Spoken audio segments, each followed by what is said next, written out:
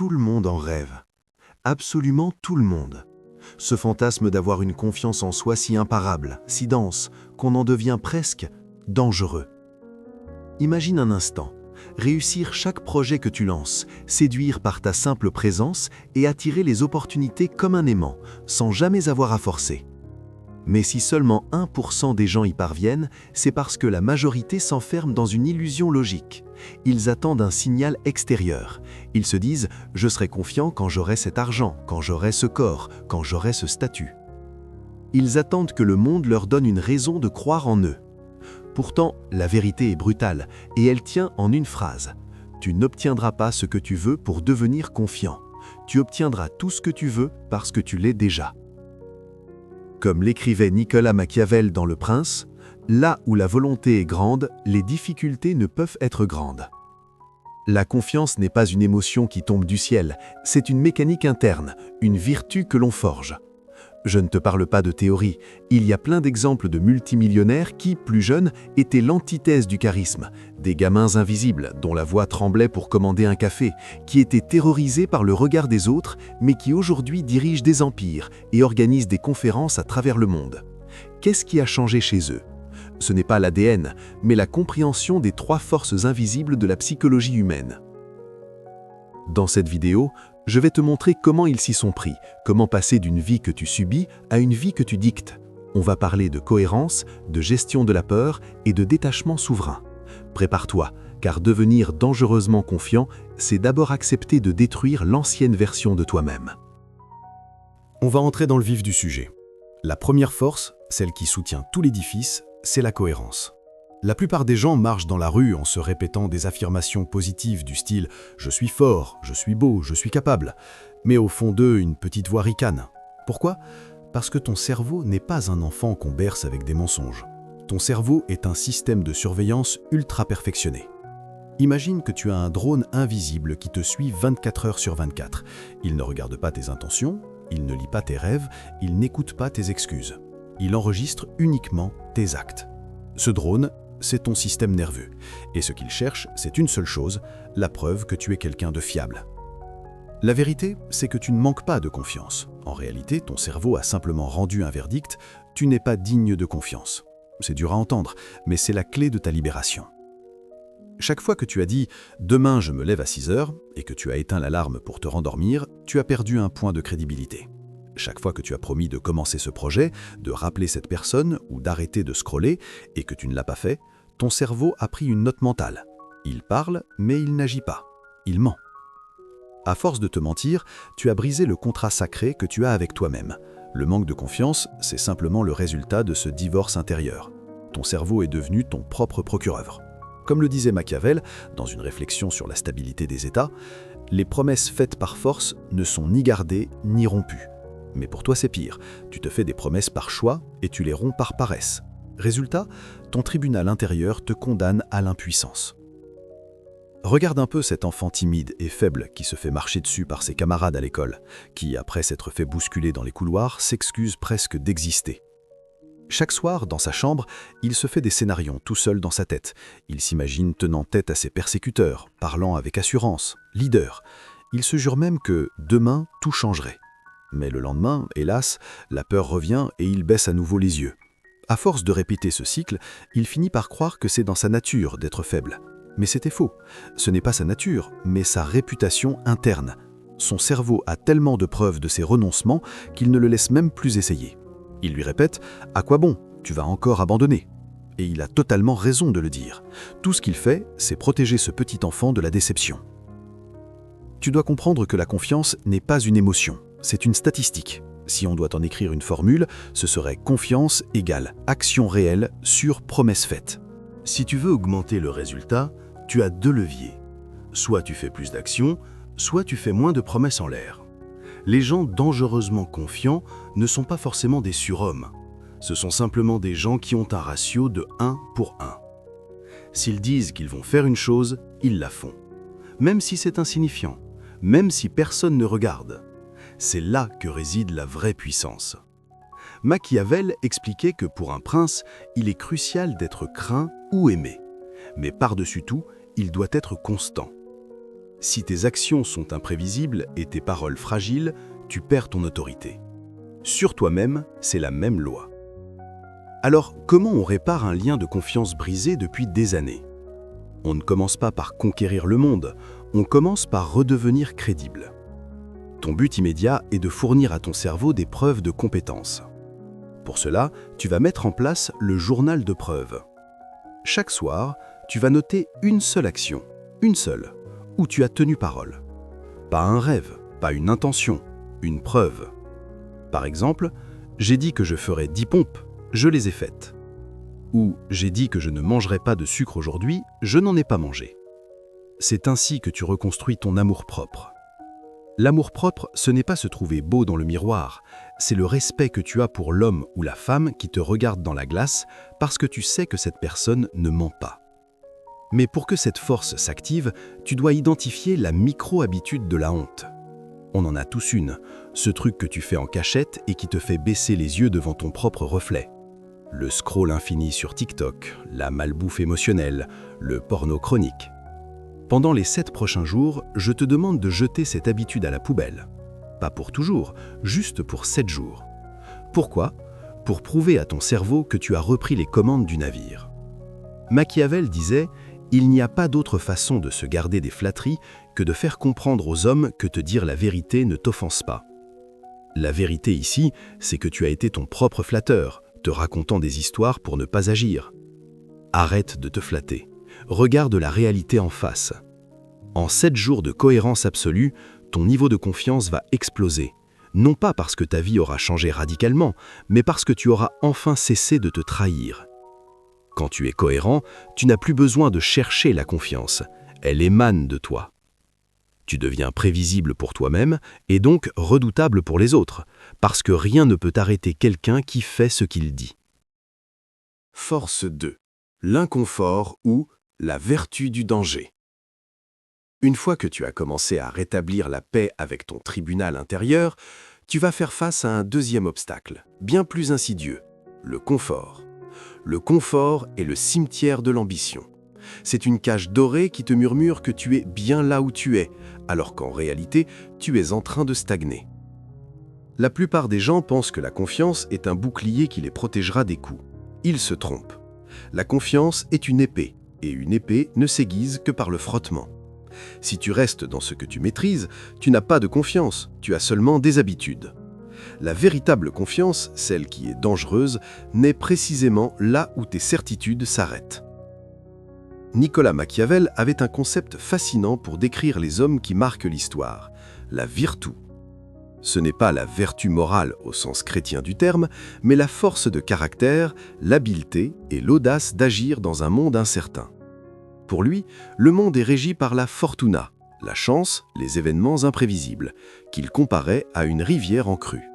Il disait « Il vaut mieux être impétueux que circonspect, car la fortune est femme, et pour la tenir soumise, il faut la battre et la heurter. » Qu'est-ce que cela signifie pour toi? Que si tu attends d'être prêt ou que les circonstances soient parfaites pour agir, tu as déjà perdu. La confiance ne vient pas de l'absence de danger, mais de ta capacité à te jeter dans l'arène alors que tu trembles encore.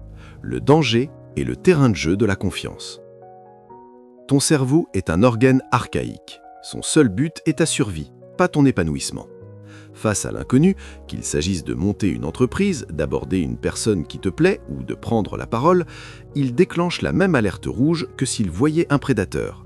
Ton cœur s'emballe, tes mains deviennent moites, ton esprit se fige. La grande erreur est d'interpréter ces signes comme une preuve d'incapacité.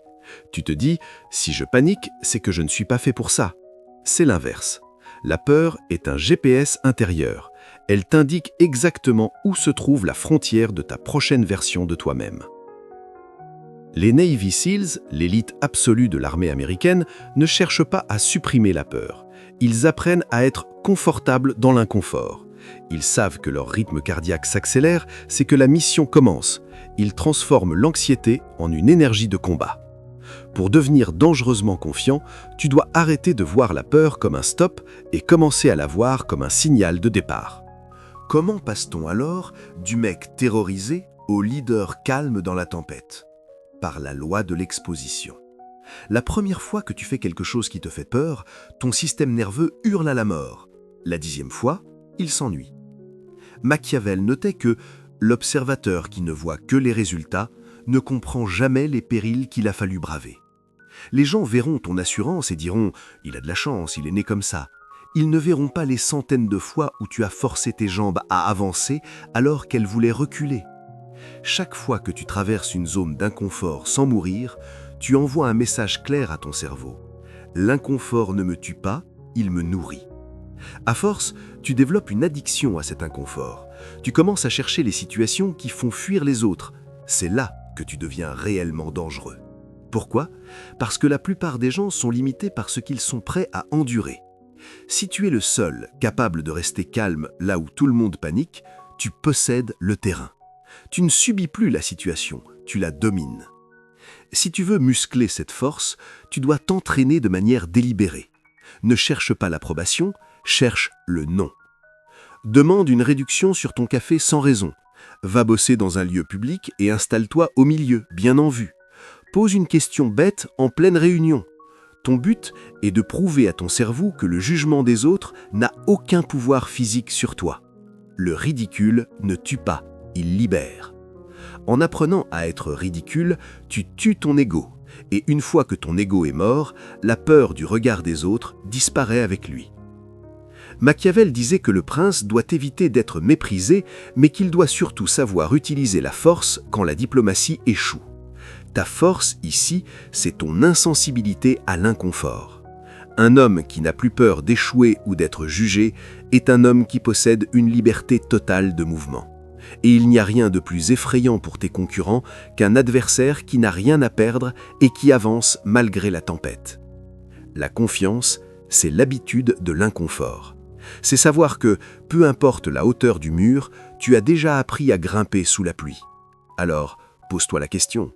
Quelle est la chose que tu évites de faire par pur inconfort? Fais-la aujourd'hui. Pas parce que c'est stratégique, mais parce que c'est le prix de ton épée. Nous arrivons au sommet de la pyramide. Tu as rebâti ta crédibilité interne avec la cohérence. Tu as forgé ton courage dans le feu de l'inconfort. Maintenant, tu dois apprendre la 3e force, la force la plus paradoxale de toutes, le détachement.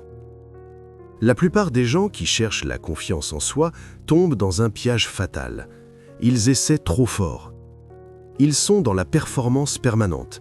Ils veulent prouver qu'ils sont forts, prouver qu'ils sont riches, prouver qu'ils sont à l'aise. Mais au moment où tu essaies de prouver quelque chose, tu avoues au monde entier que tu dépends de son jugement. Tu n'es pas un souverain, tu es un courtisan qui quémande une validation.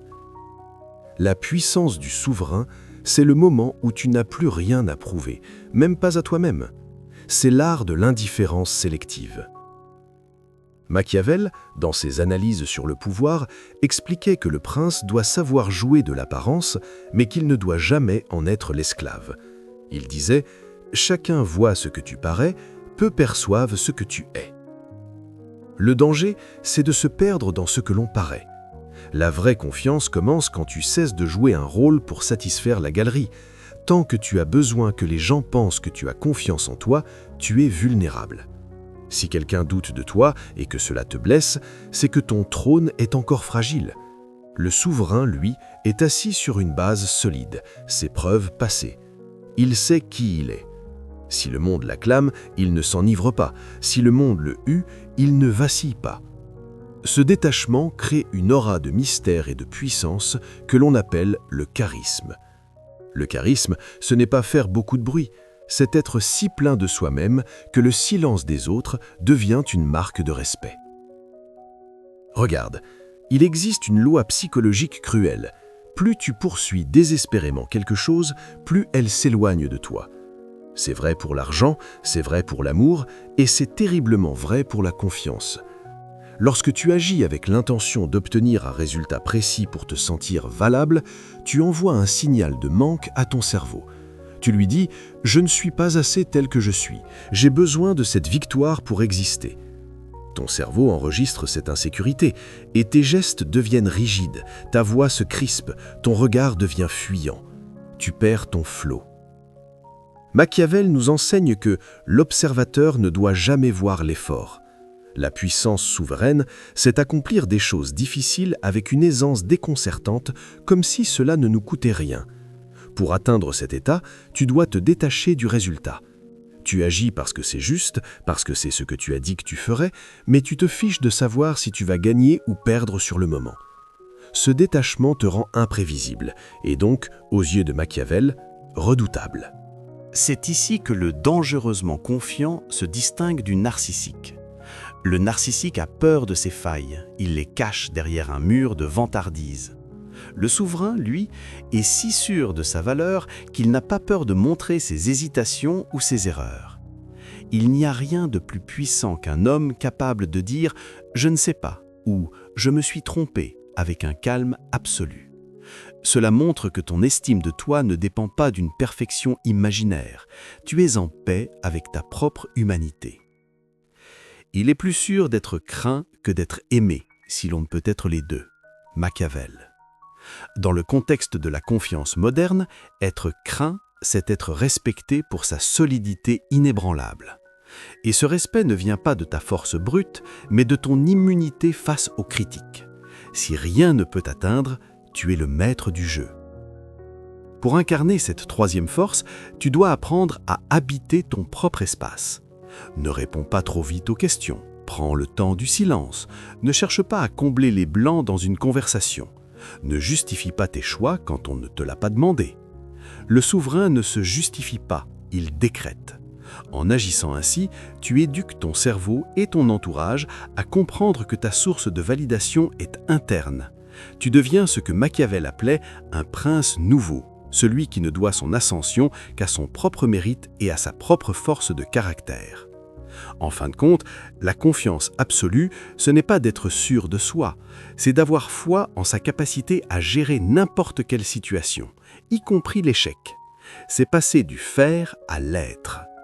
Quand tu allies la cohérence, l'aisance dans l'inconfort et le sapature, tu deviens inarrêtable, dangereux.